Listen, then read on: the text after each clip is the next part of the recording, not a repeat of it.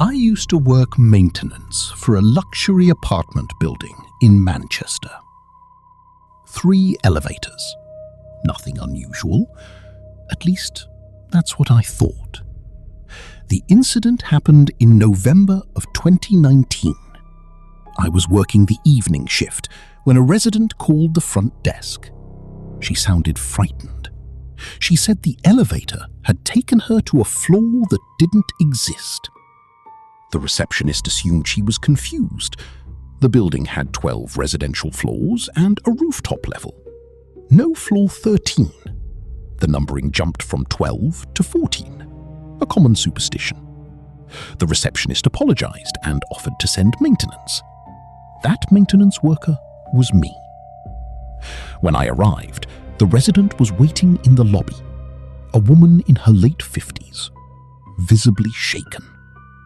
She told me she had entered elevator B on the 8th floor and pressed the lobby button. The elevator started descending normally. Then it stopped.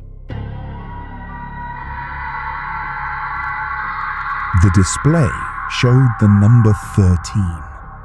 The doors opened. She claimed there was a hallway on the other side. A long hallway, dimly lit, covered in old yellow wallpaper. She immediately pressed the close door button. The doors shut, and the elevator continued to the lobby. She insisted she wasn't imagining it.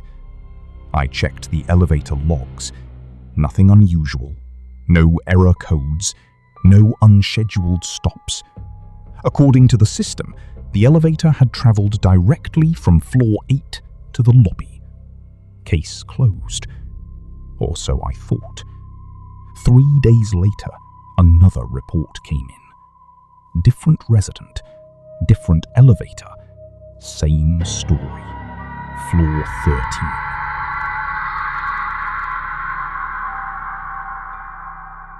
This time, the resident had stepped out. Only for a few seconds. He described the same hallway, the same wallpaper, the same dim lighting. And one more thing. He said all the apartment doors were open. Every single one. He didn't stay long enough to investigate. The doors made him uncomfortable, so he got back in the elevator and left. Management wasn't happy. They worried about lawsuits. Security reviewed footage from both incidents. There was nothing. No floor 13, no strange stops. The elevators appeared completely normal.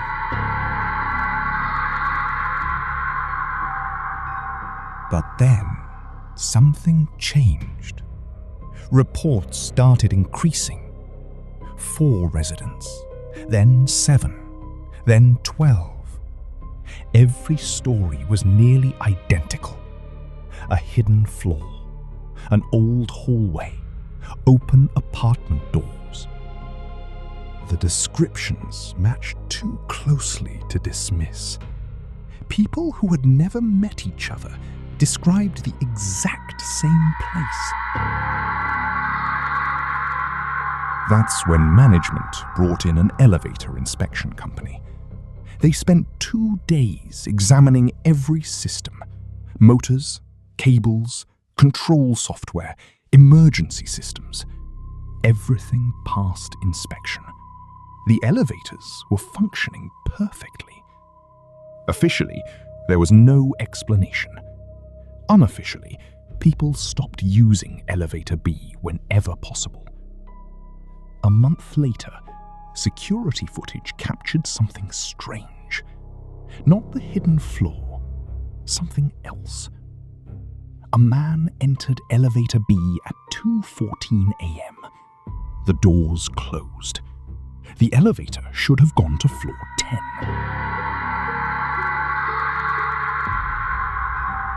Instead, it remained motionless for nearly 4 minutes. Then the doors opened. The man stepped out, but not onto floor 10. The camera showed a hallway no one recognized.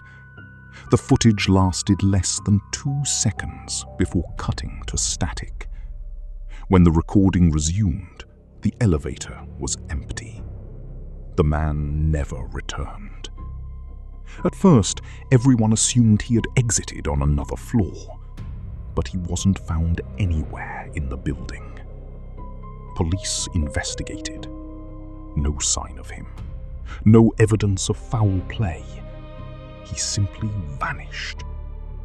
Management ordered the footage deleted. I know because I was standing beside the security supervisor when he received the instruction. But before it was erased, I copied it. I wanted answers. A mistake looking back. Because after watching that footage repeatedly, I noticed something. Something standing at the far end of the hallway. A person. At least it looked like a person. Tall. Motionless. Watching the elevator. The figure was blurry, almost hidden by the poor quality. But it was there. Every time. The more I studied the footage, the more details emerged. There wasn't just one figure. There were several. Standing inside the open apartment doorways. Watching. Waiting.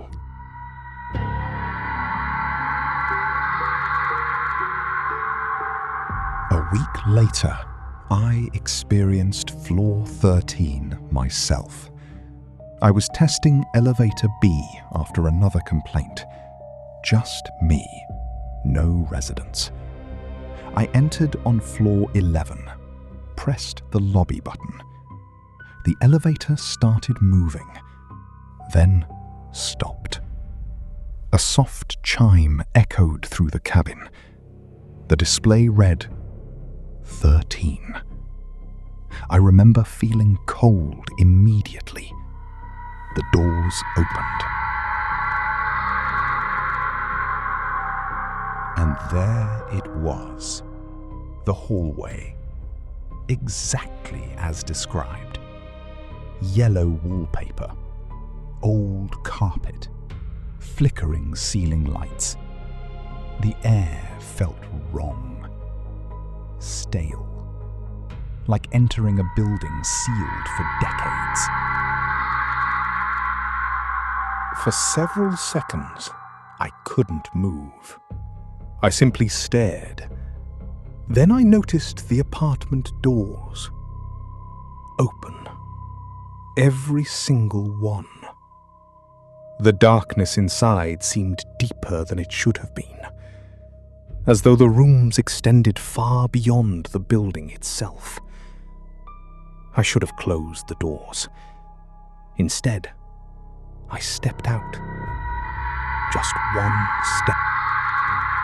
The hallway was silent, completely silent. No hum from ventilation systems, no distant city noise, nothing. Then I heard footsteps, far away, slow, approaching. I couldn't see anyone, but I heard them clearly. One step, then another, and another, coming closer. My instincts finally kicked in. I backed into the elevator and hit the closed door button repeatedly. The doors shut. The elevator descended. When it reached the lobby, I practically ran out. I told no one what happened. I finished my shift, went home, and tried to forget. But floor 13 wasn't finished with me. That night, I dreamed of the hallway. The doors were closed now. All of them, except one. At the very end, inside, stood the tall figure from the security footage, waiting. The next morning, I discovered something strange. A photograph in my phone, taken at 2:17 a.m. I hadn't taken any photos, yet there it was. The image showed the hallway, the exact hallway. The angle suggested the picture had been taken from inside the elevator. At the far end stood the figure, closer than before. I deleted the image immediately. It reappeared the next day, then the day after that. Always the same, always a little clearer. 2 weeks later, I resigned. I couldn't sleep, couldn't focus. Every reflective surface seemed wrong. Sometimes, just for a second, I'd see that hallway behind me. A glimpse in a mirror, a dark shop window, the reflection of a phone screen. Then it would disappear. I haven't entered an elevator alone since. Maybe it sounds ridiculous. Maybe there was some rational explanation, a shared delusion, a prank, faulty memories. But there's one detail I never mentioned. After I quit, another maintenance worker took my position.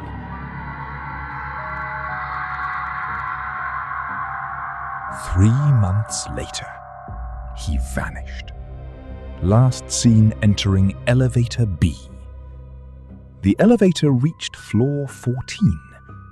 The doors opened. The cabin was empty. No one ever found him. The building still stands today. The elevators still operate. And according to recent online reviews, residents occasionally report an unexpected stop.